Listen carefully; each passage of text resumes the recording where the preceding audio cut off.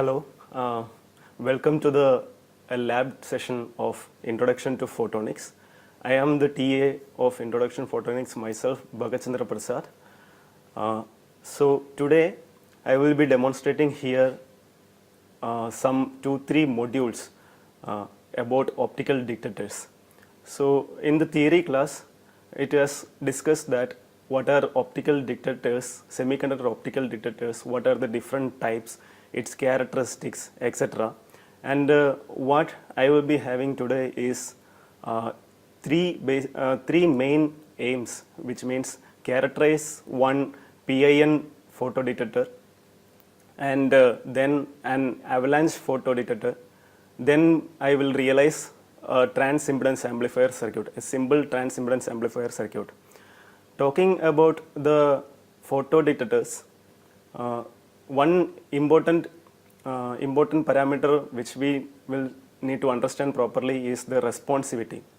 So the main aim today is how the responsivity varies for a silicon photodetector, and while looking for the avalanche photodetector, how it will vary. So there are some fundamental differences, and we have a module here which will let you to evaluate the responsivities, and we can look into one by one closely enough. Okay, so what we have here is a photodiode module, and you can see the circuit diagram what this is designed for. And this module is mainly to characterize the photodiode as such. And the light source we use is a normal laser diode of 650 nanometer, which can generate a power of 3 milliwatts. And this area, this light launching module has been already introduced in another experiment which is explained by Freddy, which is the fiber coupling, light coupling into the fiber modes. So this is nothing but a laser source, and we can couple the light through this translational stage where the fiber is mounted. So the fiber which I am using here is a plastic fiber from which the light is traversed, and we can connect the other end of the fiber to the photodiode module. And what I have here is a normal power meter where I can measure how much power I couple to the light, how much light I couple through the fiber, and that power need to be noted. We know the responsivity is nothing but the ratio of incident photocurrent generated to the incident power. And for measuring that, we need to understand how much photocurrent is generated and how much power is falling on it. So the power meter will help you to measure the power, and the photocurrent can be generated using this particular module. So you can see in this particular module, this is a normal photodiode module which uses a silicon PIN photodiode, in which there is a bias switch where it should be biased using a reverse bias voltage, and the bias voltage can be controlled using this potentiometer. There is a resistor connected at this point RL, where you can connect a non-resistance. So here I put already a 10 kilo ohm resistance, and using a multimeter available here, I can measure the voltage between this resistance. So knowing the voltage and the resistance, we can measure how much current is flowing through the circuit. That is how we will get the current value, and divide by power will give the responsivity.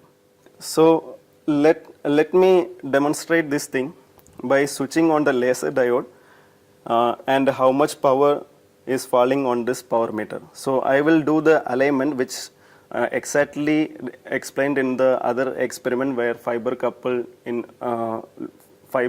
light coupling into the fiber. So let me do that first, and will show you how much power is falling on it.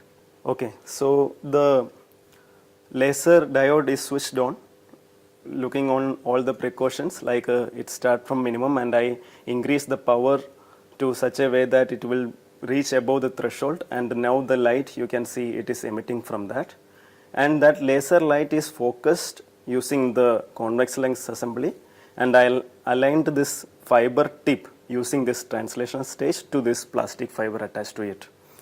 And this fiber light is taken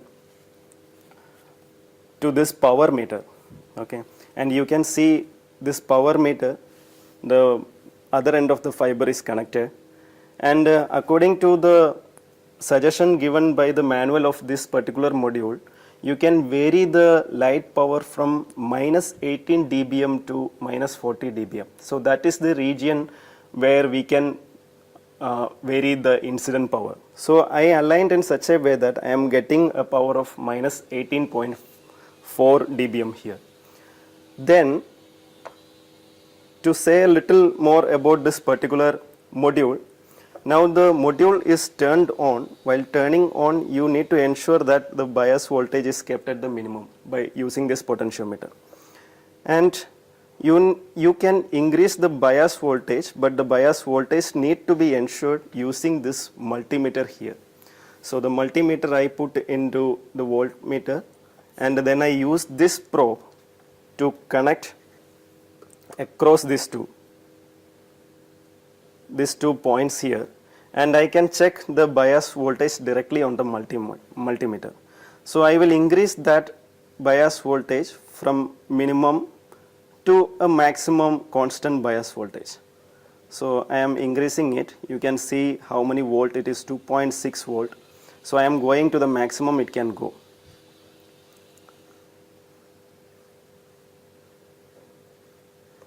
Okay, so now the potentiometer reached to the maximum. The bias voltage is 9.59 or 9.6 volt, which is the reverse bias voltage. Now you can see that this circuit is on and the bias voltage is across this particular photo detector. I will now couple the light into this particular module through this hole. So this is how the connection is done, and this incident photons will generate some photocurrent in the circuit which will flow through this particular resistance, and we can measure the voltage across the resistance, and being known value of resistance we can measure the current. So the power value which I measured here should be noted down properly, and the next step is to measure the voltage across these two. Okay, so you can see the voltage across the resistor is 31.2 millivolt, and this need to be noted down. Now convert the dBm value of power to milliwatt, and you need to ensure how much current it is flowing through this resistor using the known value of voltage and the resistor, and you can take the ratio between these two, the current by power input, and you will get the responsivity for a particular value of incident power.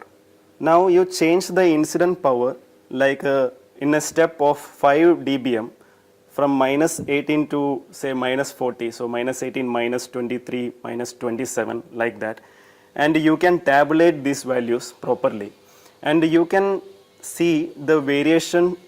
You can calculate at each step the responsivity it is giving, and you can plot a graph between the incident power and the photocurrent generated, and you will get approximately a linear response, and the slope of that thing will be the responsivity value, average responsivity value. We can average out a responsivity.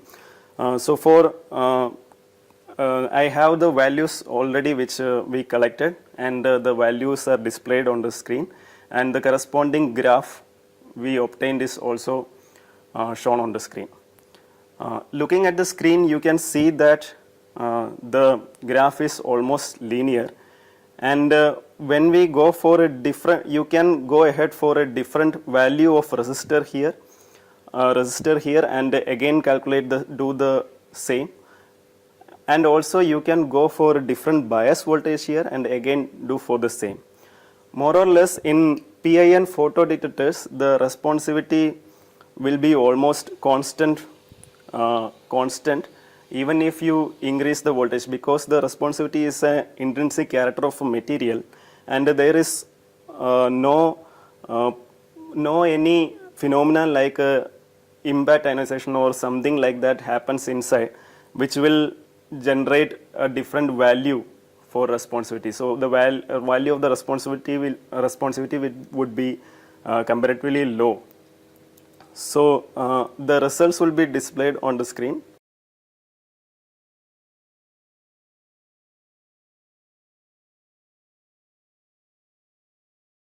Just to demonstrate how the variation of the input photon power will reflect on the voltage which we measure across this resistor, I can show you this multimeter is displaying the voltage across the resistor, and it is a direct measure proportional to the current flowing through it, and while increasing the laser power slowly, you can see that the voltage across this resistor is increasing, which is showing that the power is also increased. The power falling on the photodetector increases, and so the photocurrent generated is also increasing in a linear manner. So with that, we can conclude that looking at the graphs, that the responsivity would be almost constant, and you will get a linear response with the incident power and the photocurrent generated for a photodiode module. Now let me move to the avalanche photodiode. So I will set up the avalanche photodiode and introduce the module to you. Okay, now I have taken the APD module here, and what we have on the desk is this module, which looks similar to the PD module, but only the difference is we have the APD module with a different connector and a series resistor which will protect for the high current leakages. And other parameters are same. It should be positioned to reverse bias, and we are using a different kind of fiber here. For the sake of this connector, an orange fiber is used, and the orange fiber is now coupled, and you can see the power coupled to the power meter is minus 12 dBm. This particular device is a high voltage device, so you can vary the voltage into this APD to bias voltage from 0 to 140 volt, and that will ensure that this high electric field will be generated across the APD, and it will affect the avalanche effect, and the impact ionization occur, and you will get a high current flown through the output circuit. And a resistor which is connected here is now 1 kilo ohm, which is lesser as compared to what we have in the PD module, because the output current is comparatively high enough to drop a particular voltage across even a small resistor. So now the voltage is a little bit higher, so we need to ensure that the connections are made proper. Again, it should be started using the zero bias voltage. You can control the bias voltage using this potentiometer knob, and rest of the procedure are similar to that of the photodiode module. So we need to note down what is the power incident now, which is now minus 12.1 dBm at this case. And when we connect to this APD module, then we will vary the reverse bias voltage from in the step of 10 volt, from say 10 volt, 20 volt up to 140 volt. And we will be, at each step, we will be measuring the voltage across this resistor, and we will be tabulating the value. And you can see how the responsivity of the APD module at each case, which can be plotted in a graph.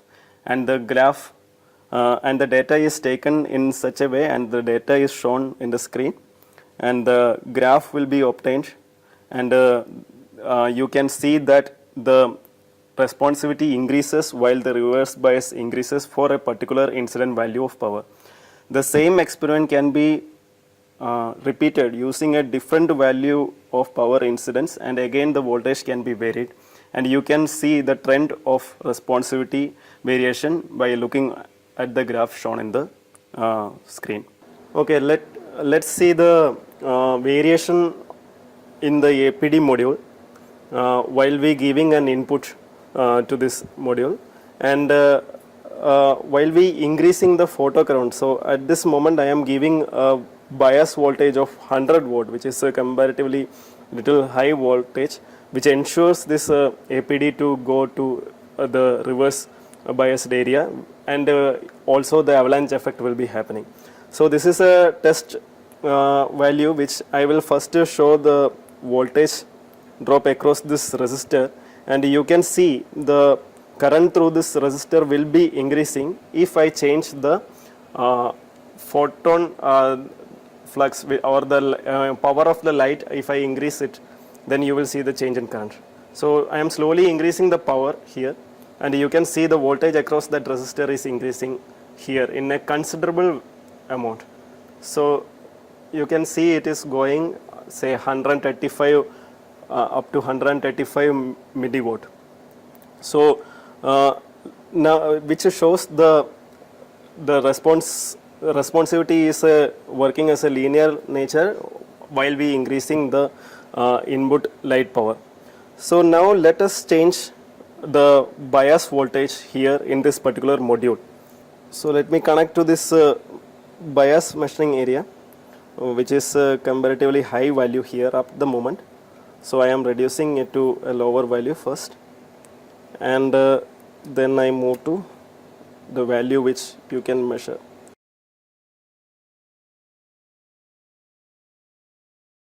This is the minimum values. We can go to even 0. So let's see the nature of increment from 20 volt bias voltage. So again you come to measure the voltage across the resistor, and let me move to the earlier position in the multimeter such that you can see the variation, and let me increase the reverse bias voltage here.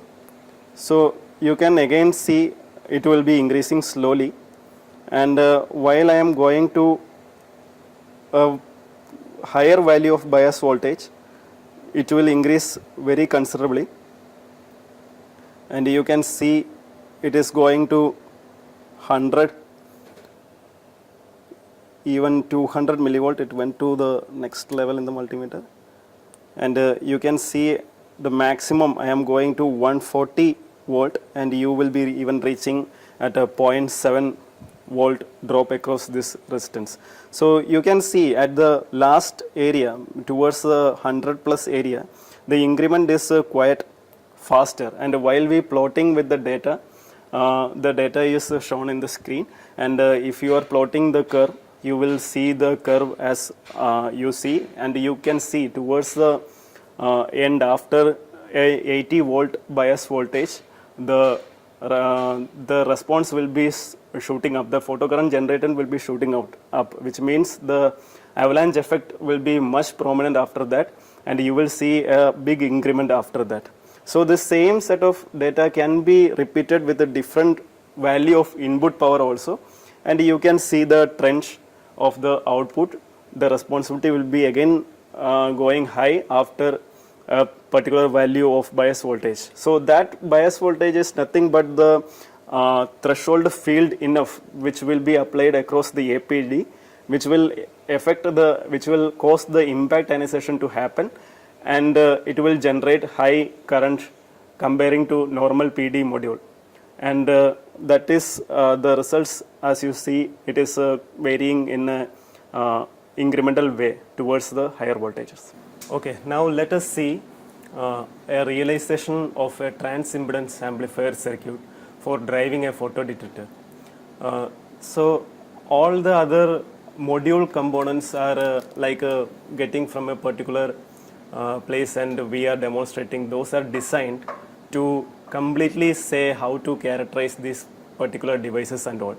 But this time I am going to realize a circuit on a breadboard with very discrete components, and the basis of this particular configuration of transimpedance amplifier is that the photocurrent generated by any photodetector won't be sufficiently enough to drive a resistor circuit.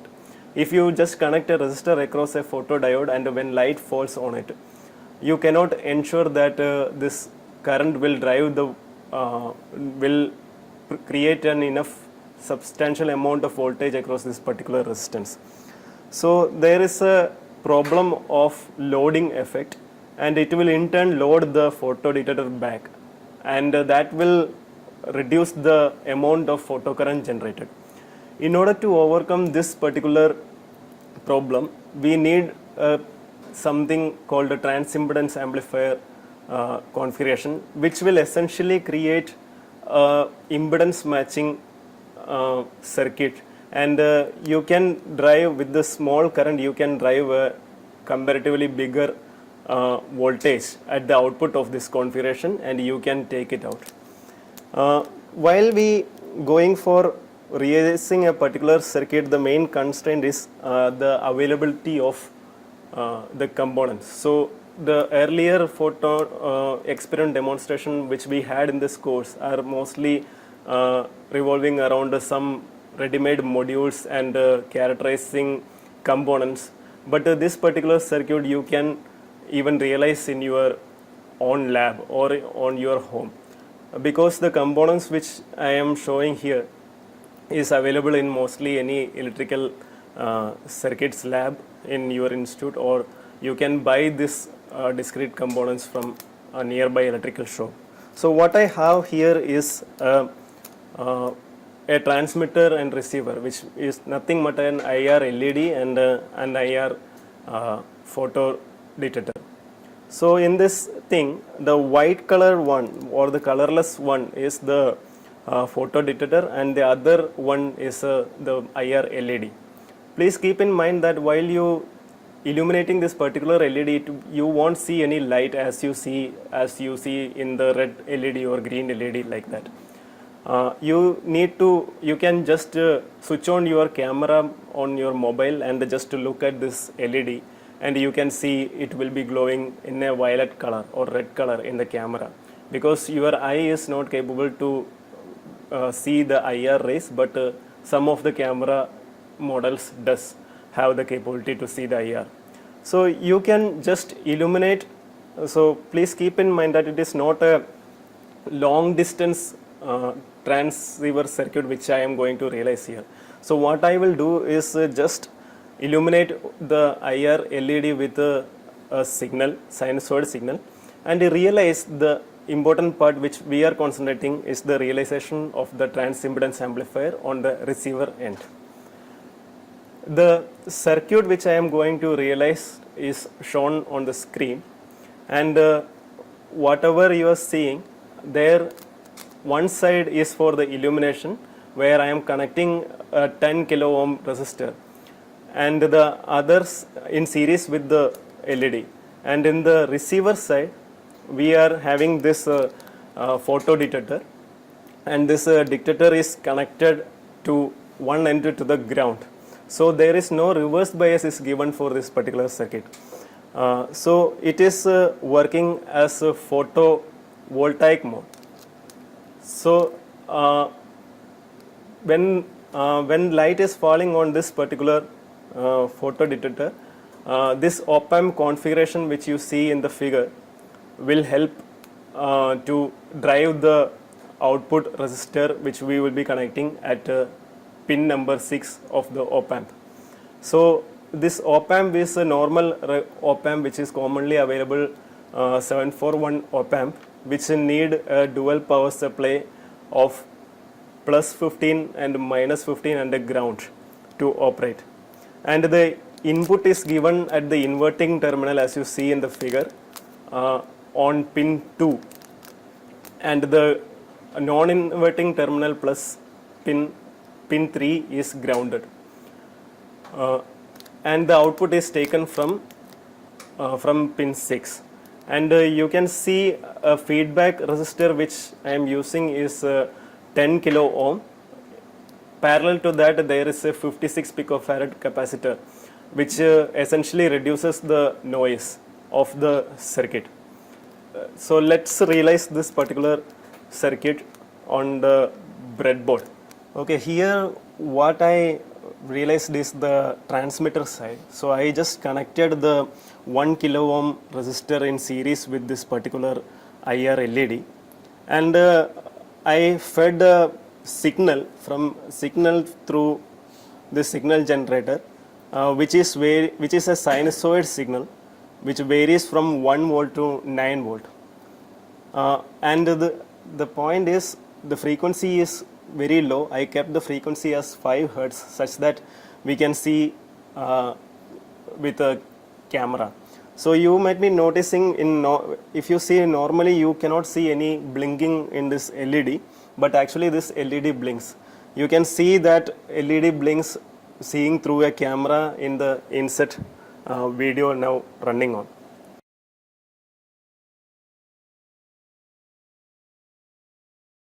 Coming into the circuit has, as shown in the figure, if we apply a KCL on node N, which is on the point 2, since the non-inverting terminal pin 3 is grounded, op-amp will be making the pin to the non-inverting terminal as a virtual ground. So no current ideally will flow through that pin 2 into the op-amp. So all the currents that is driven by this photodetector will flow through this feedback resistor. So you can say, if you apply KCL, Kirchhoff's current law, in that particular point, you can write the I in, the photocurrent generated, plus V out minus 0, which is the virtual ground voltage, divided by RF is equal to 0, which will yield a equation V out is equal to minus of I in times RF, which means the impedance factor or the gain. You cannot call it as gain, but the factor of multiplication of current will be nothing but the feedback resistor which we are connected from pin 6 to pin 2.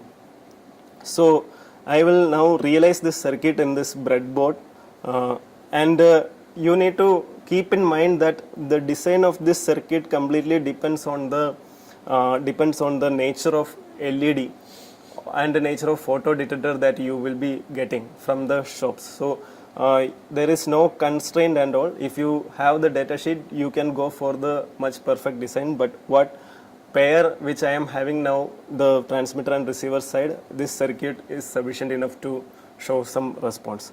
So let me realize this complete circuit in this breadboard, and we can see the output, how it is varying. So I have realized the circuit here in this particular breadboard, and we need to understand how to get the power supply. For those who are not much familiar with the op-amp circuit, we need 3 power supply points, which is plus VCC, minus VCC, and 0 ground. The ground is very important here. If you just take a 30 volt and taking plus VCC and minus VCC and not the ground, you need not be seeing any stable output at the output pin. So for a op-amp configuration circuit realization, we need 3 power lines, which I generated using this power supply here, and 3 wires coming into this particular breadboard.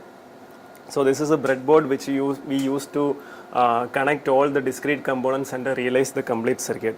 So how I will realize the plus VCC and minus VCC and the ground is that you take 2 independent power supply and maintain 15 volt between these 2, and just connect like you connect 2 batteries in series. Likewise, the positive and the negative of the 2 power supplies are short using a particular wire, and this one power supply will maintain plus 15 to that shorted point, and the other power supply will maintain minus 15 to that short point. So you can take essentially the plus 15 through this blue wire to the top of this breadboard, which is taken from the power supply one end, and the ground is connected using this green wire to the second last line of this breadboard, and the minus 15 I connected through the other power supply to the last line of the breadboard. This breadboard has a center partition, so in order to carry the complete bottom line with the ground and minus VCC, I used these two blue wires here to take over the continuity. Likewise in the top also, I connected the blue wire to make the continuity. So essentially this breadboard has now plus VCC at the top line, ground at the second last line, and minus VCC, which is minus 15 volt at the bottom line. So what we have here, this part of the circuit, the resistor and the LED, these are nothing but the transmitter side, and this receiver side, as per the circuit diagram shown in the inset in the screen, the receiver side is also realized. So please note that the photodetector should be placed in such a way that it should be coming head to head with the LED, such that maximum power is transmitted. So this is not a complete realization that you can communicate, but what we have under study is the ability of the transimpedance amplifier and the band and the frequency response of that thing. So for that realization part, this is the simplest implementation with the locally made, or not locally made, the locally available transmitter receivers LED modules, LED photodetector modules.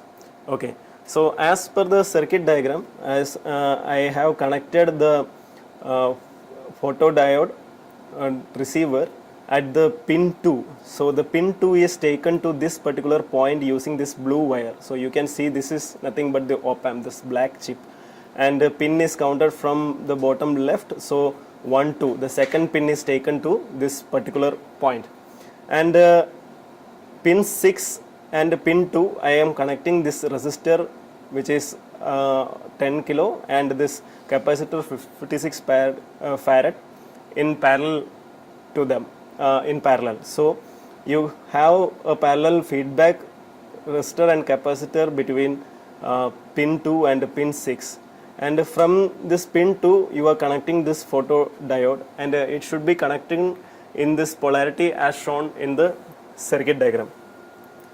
And the photodiode, the other end of the photodiode is grounded, and essentially this op-amp need power supply. So I am connecting the power supply plus VCC to the pin number 7, minus VCC to pin number 4, and the positive terminal, non-inverting terminal, is grounded.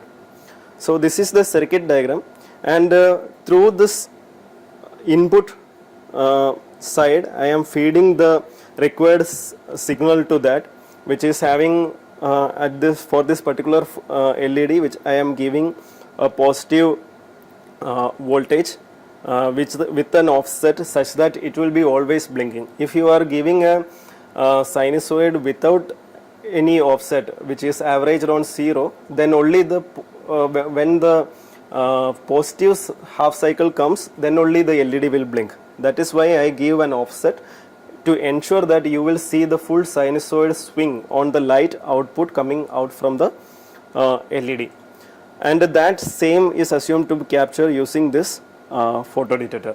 So we can vary the what we will do is we will show that the light coupling is happening here, and I will be giving a test signal to this input port, and you can see the output through the DSO connected. Okay, so let's slowly move to the result part. The bottom side, whatever shown in this figure, in this signal generator, I am giving a 1 kilohertz signal with a VPP is 8 volt and with an offset of 5 volt. So it will be swinging from at 0.5, it will be going 4 point up and 4 point down, which means 1 volt to 9 volt as shown in this figure. And this is a sinusoid which has a period of 1 kilohertz. And whatever you are seeing in the DSO is nothing but the output we are collecting from pin 6. So you can see it is a very noisy response that you are seeing. That is that is because of the noise consideration. This photodetector is not that good and costly, efficient, and also the circuit of op-amp, this capacitor, and improper connections and the thermal excitation, so different kind of noise effect can happen. So all that together will give a very good amount of noise. But I can show you when we increase the frequency here to 2 kilohertz, you can see that the frequency is changing at the output. So which means the light is coupled from the LED to the photodetector. Okay, so now what is the important constraint while we are designing a receiver circuit is how much bandwidth it can work on. So then only we can decide on how many channels you can transmit and all those criteria. So I will start varying the frequency from a minimal value to a top value, and what we need to observe here is how the amplitude of the signal varies. So you can see the peak to peak approximately here is approximately 150 milliwatt. Let's see how the frequency response, or how the output of the photodetector after the transimpedance amplifier will be varying while increasing the frequency. So let me reduce the frequency to say a 10 hertz.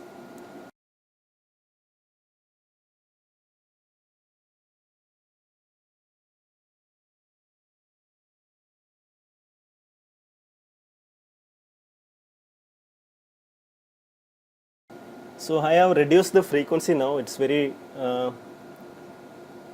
changing the scale. So this is nothing but the 10 hertz signal. You can see the peak to peak average value will be 2 units here, which means 100 milliwatt approximately. So because of the noise I cannot exactly figure out how much value it is. We can do an approximation here. It is 100 milliwatt, and I am increasing the frequency in a logarithmic scale such that all we need to notice is how the value is reducing. Okay, so I am increasing it further. So you can see that the peak to peak is not reducing much till 100 hertz. So if I make the scale right, so this is nothing but 100 hertz. Now I am moving into the different scale. I am going incrementing in a logarithmic way such that it will go to a higher value quicker. So what I will do is I will change the incrementing the frequency to 100, 200, 300, etc. So you can see it is reducing. So till up to 1 kilohertz, we can see the average peak to peak is not much reducing. It is around 150 milliwatt. So it is a reduced value here comparing to earlier, but it is you cannot comparatively see that much. But my point is, if you increase to kilohertz level, let's see how it will reduce. So I am going to increase in kilohertz level, and say till 10 kilohertz, it is now reduced to little lower value. You can avoid the noise effect that is happening, and this peak to peak value is not correct because of the spikes of the noise is adding on it. So you can see the main shape of the sinusoid has reduced a bit. So the next step I am going to again increment in that scale, say in 10 kilohertz increment. Okay, so you can essentially see the value is further reducing. Peak to peak value is further reducing. So slowly it will reduce, and you can go to a point like the peak to peak value reduced to the half value of the beginning peak to peak value. So what will essentially happen is that you cannot comparatively say this particular system has this much frequency bandwidth or this much amount of light, this much amount of frequency range you can transmit using this LED transceiver circuit, which is nothing but the transmitter and receiver combination. So this is we cannot confidently tell, okay, this is the bandwidth of one particular element. This is a bandwidth of the particular system as a whole. So the limitations may start from even the photo detector or from the 741 op amp or even the circuit configuration, but essentially you will get a feel that this particular signal will be, the peak to peak value of the particular signal will be reducing when we increasing the frequency. So you can see around somewhere around 200, 300, the value will be much more reducing here. So you can pick up the point, okay, where the half power or half of the VPP, peak to peak voltage swing, will be appearing, and you can approximately say, okay, this is the bandwidth of this particular system. So I have collected a set of data, and this data is shown here and shown in the screen, and the graph is also shown in the screen, and you can see the bandwidth of the particular system from the graph directly. So what we take from this particular session is that a light transceiver circuit can be realized easily using a locally available transceiver LED transmitter, IR LED transmitter receiver module. Okay, why IR? Because IR is giving the less noise effect. If you are going for a visible transmitter and receiver, then because of this ambience light, you cannot see the pure sinusoid well enough. So you can play with the frequency effect and frequency and even the wave shape and the response of that. So if you are giving a square symbol, and you can say, you can calculate the bandwidth from the response of the square signal also. And there are different other studies that can be done by fine refinement of this particular circuit, but in a simplest way, this circuit can be easily realized in a breadboard in a simple electric circuit lab. All we need is a signal generator, DSO, and this breadboard and some discrete components which is easily available. And a transceiver circuit, a transimpedance amplifier circuit has been realized, and we can study the bandwidth response of this particular circuit. Okay, so today in this session we have gone through different kind of optical detectors. So we studied what is the fundamental difference between a photodetector, PIN photodetector, and an avalanche photodiode detector, and using this module. So we characterized using giving different light power input, and also in the APD module we see how the response or the current photocurrent generated is varying, incrementing rapidly while we going for higher bias voltages, reverse bias voltages. So essentially the main factor placed here is nothing but the multiplication factor or the avalanche effect in the APD, while the photodiode give you the linear response in most of the cases. If you consider the usage of these two modules, there are different factors involved, like the noise factor, the response time, the amount of current generated. Those things are suitably chosen for a particular application, and in some cases you can use APD, and in some other cases you can use the PD modules, PDs. So this choice of between these two are clearly explained in the theory session. Also in the session we have realized a transimpedance amplifier circuit using a photodiode, and the circuit is made from commercially available low cost LED, IR LED and a receiver. So the transimpedance amplifier circuit has also realized, and we observed the trend of frequency response of that particular circuit. So altogether we have essentially covered the semiconductor detectors that we have in this particular course explained, and for detailed analysis and theory you can refer to the theory session, and this will essentially give the hands-on idea of how this particular circuit will work on. So that concludes this particular session. I want to thank you Freddy and Akshay here for helping me out to shoot this video. Hope you enjoyed this session. Thank you.